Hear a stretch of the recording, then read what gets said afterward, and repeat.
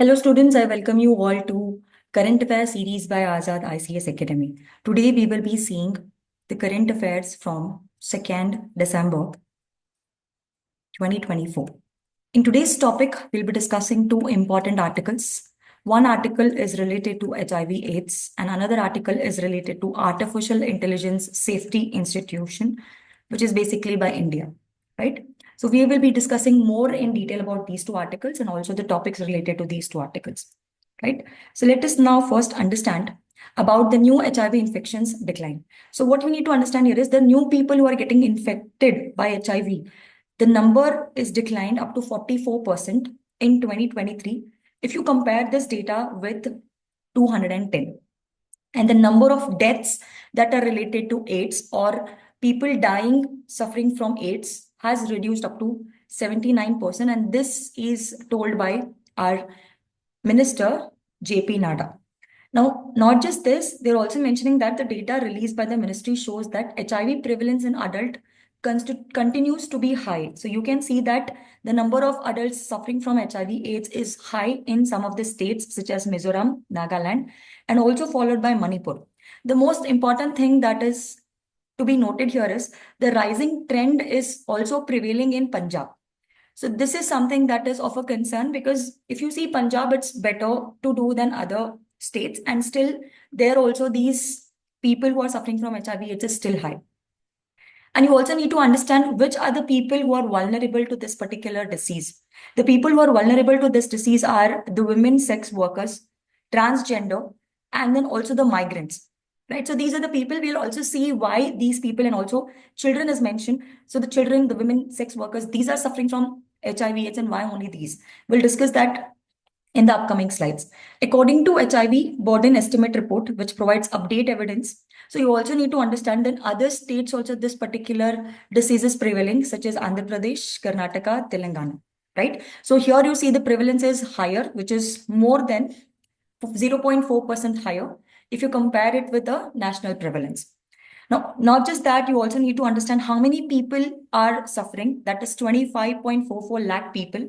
The report said that even with the low prevalence, India still has an estimate of 25.44 lakh people in India are suffering from HIV in 2023, right? So this is something that we need to understand. You can also see that 44% of them are of age 15 plus and 3% are seen in children as well.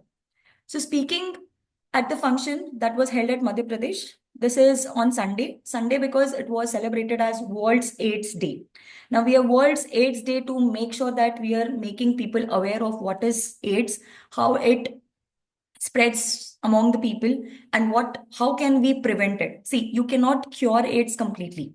Recently, we have some news that there could be vaccine, but we are not having a proper vaccine so far, right? So it is always better to prevent than cure, right? So here on 1st of December, that is Sunday, there was a function because it's World's AIDS Day. And that time we have to understand that the minister noted that India in the past had adopted 90-90-90 target. So this was in the past. Okay, what was the target? That is, it is to detect 90% of the cases in the country, treat 90% of the people, and also make sure that whoever have been detected, whoever have been treated, we make 90% of the people who are suffering from AIDS, their viral infection should be suppressed. So this is what was the target. But right now we need to understand that he also mentions that there is a increase in the target of 95, 95, and 95. And for now, the data says that 81% of the people with AIDS has been identified. 88% of the people are given ART. What is this? It is antiretroviral therapy. So antiretroviral therapy is a kind of a medication that is given to the people who are suffering from AIDS, right? And 97% of the people are already suppressed. So people who are suffering, we have already given them treatment and we have suppressed the significant symptoms or significant infections of AIDS, right? He also emphasis on importance of caution to prevent HIV infection because I already told you that it is very difficult to cure. So it is always better to prevent. Now I want you to look at this particular diagram here. So in yesterday's class, when we were discussing about the sickle cell anemia, we have seen that there are different types of cells or our blood basically consists of three important cells or three important types of cells, one being RBC and the other being WBCs. And then we also have platelets, right? What we need to understand here is the WBCs are like the immune system, or they are like the fighter, or they are like the soldiers for our body. When any unwanted microorganism enter into our body, those are basically countered by these WBCs. Now, what happens here is this particular HIV virus. This is nothing but HIV stands for human immunodeficiency virus, which is going to make sure that your immune system is becoming deficient and it can counter your body. So that is basically immunodeficiency virus, that is HIV. When it enters into our body, there are different types of WBCs. One of them is T cells. In this, we have CD4. I'll discuss about this more in detail. The number of CD4 will reduce below 200.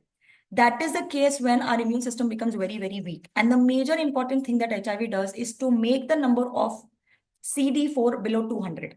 And that is when your immune system will fail and you will be, exposed to many other infections that will be caused. Right? So person who is suffering from HIV may not die because of HIV, but he will die because of other infections that will affect him. So you need to understand this, that HIV attacks the immune system, particularly CD4, that is T cell. I want you to see this diagram very clearly.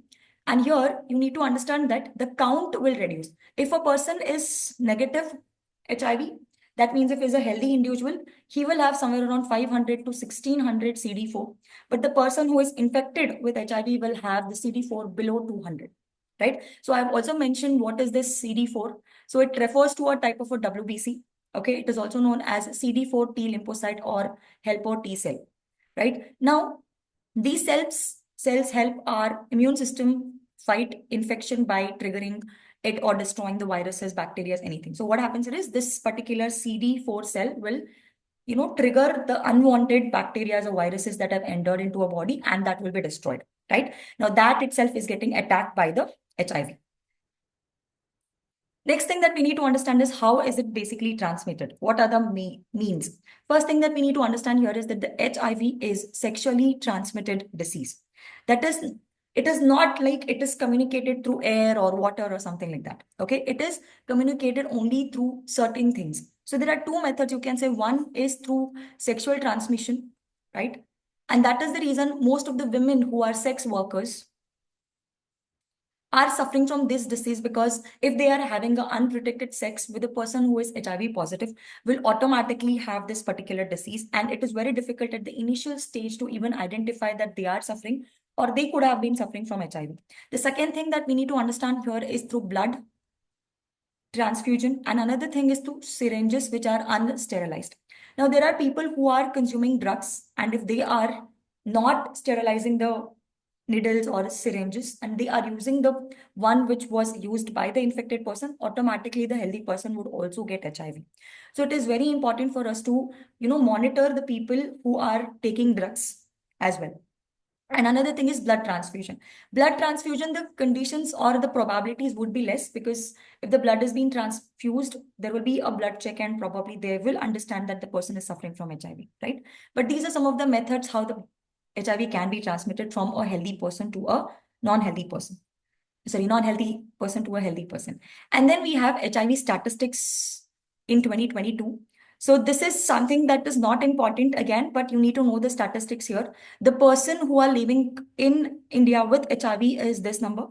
And the person who are, having infections, new infections every year are 63,000. And the person who are dying is 42,000, right? So this is the statistics according to 2022.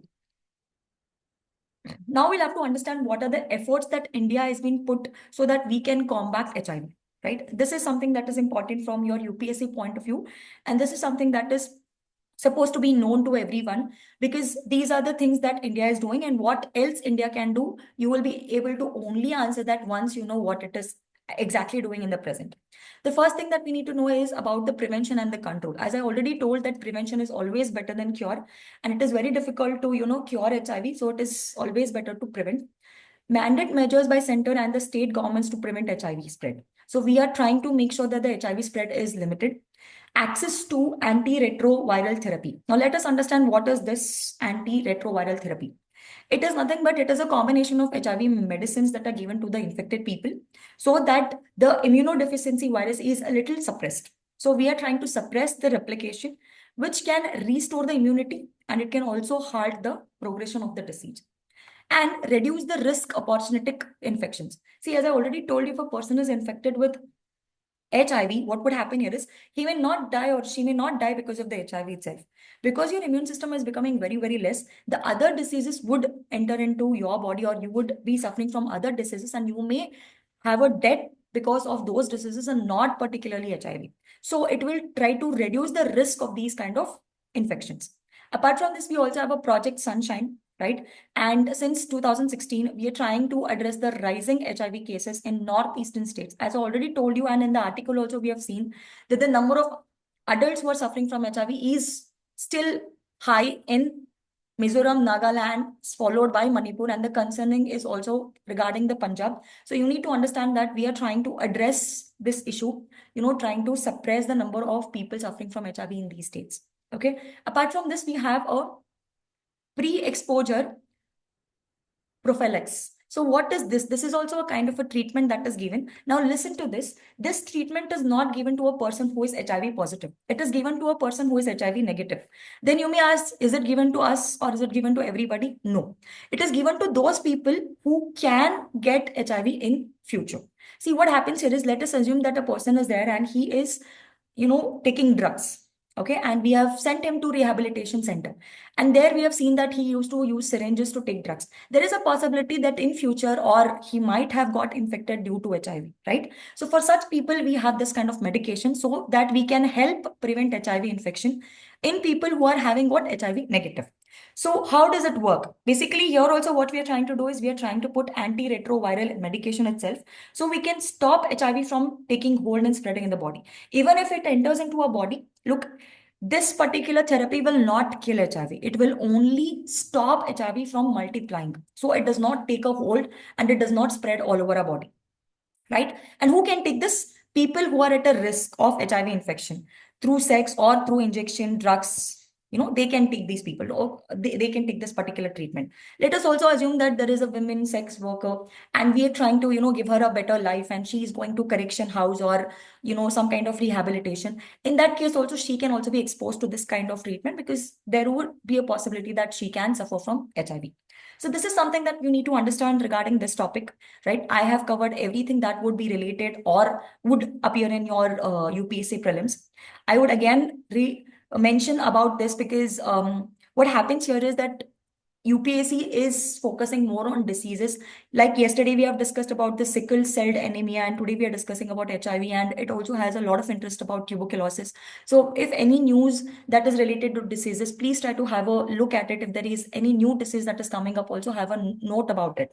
Right now, let us go to the next article. That is what India's AI Safety Institute could do. So, we will now understand a little more in detail about AI Safety Institute. So this is an institute that India is going to come up with, and India's commitment to ensure responsible and ethical development of artificial intelligence. So we are trying to have innovation also, and we are also trying to have a societal safety.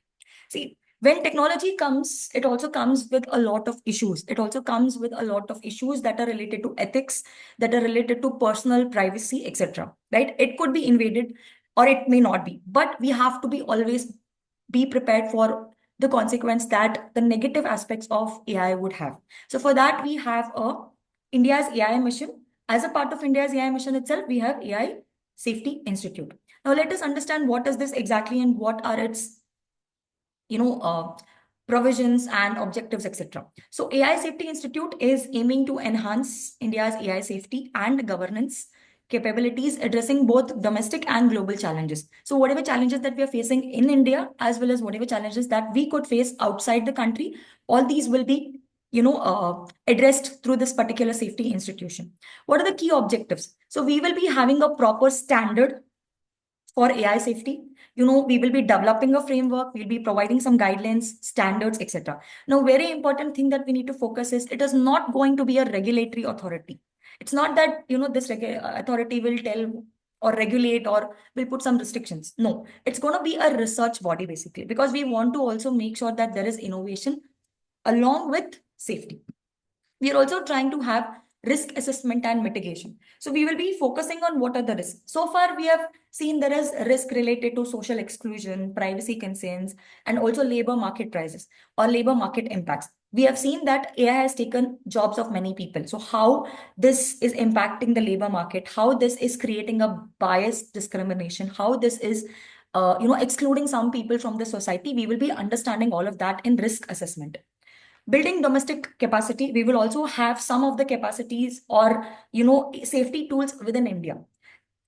We have to mention, or we have to be aware that it is a developing technology. We have not developed yet. We also need to make sure that we have a indigenous, that is, in India we have to make some of the AI safety tools so that we can address the local challenges as well. And obviously we will also have global collaboration. We will also be a part of many initiative like Bletchley process and global digital compact.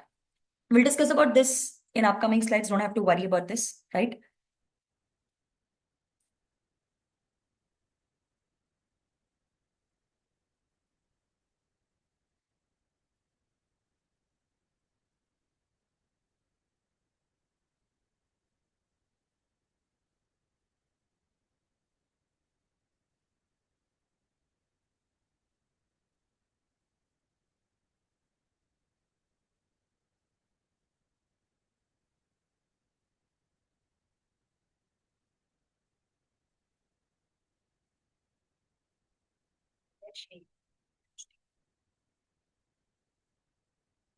Digital.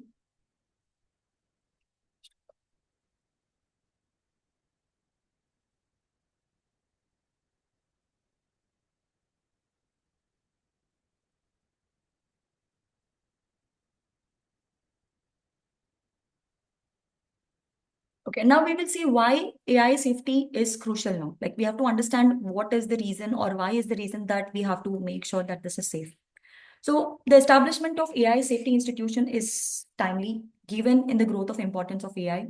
We all know that right now all the things that are there are related to artificial intelligence and everything is becoming automated. So it is very important for us to have some safety institutions also.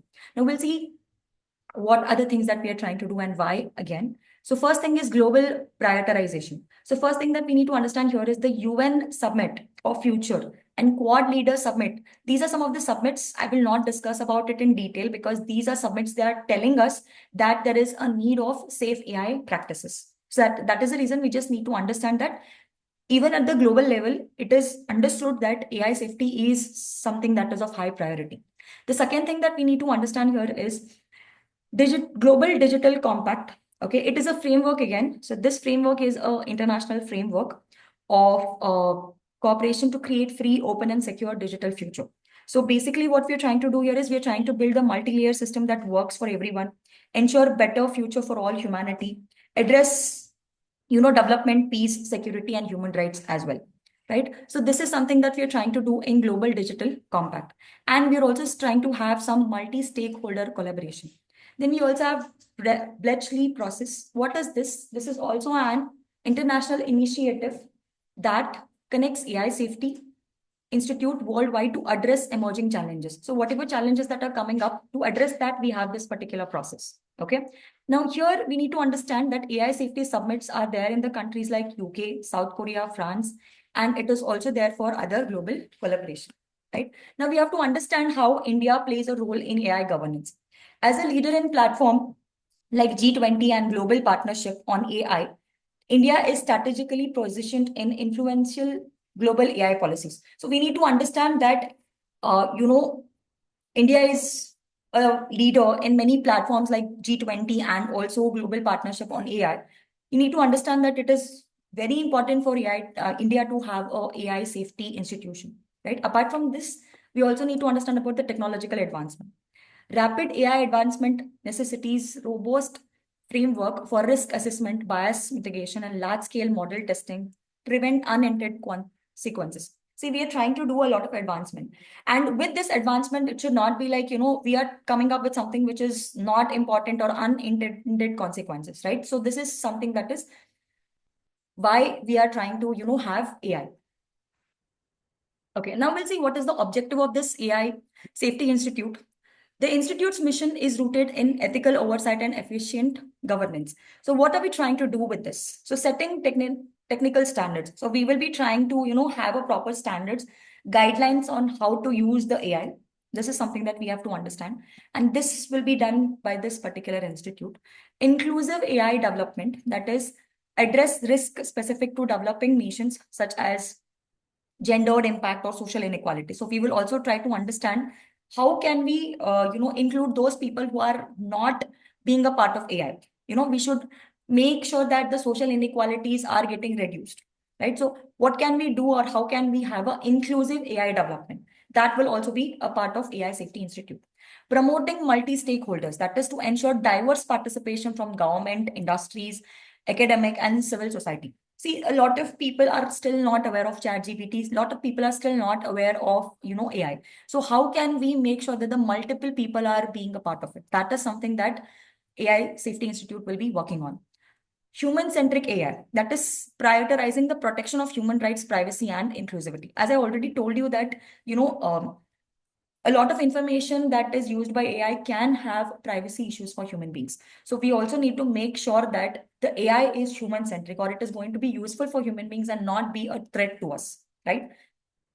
Risk mitigation, develop tools like tackle issues like bias, discrimination, and labor market disruption. So we'll also have to make sure that the labors are not having any issues because of the introduction of AI. So such kind of mitigation has to be done.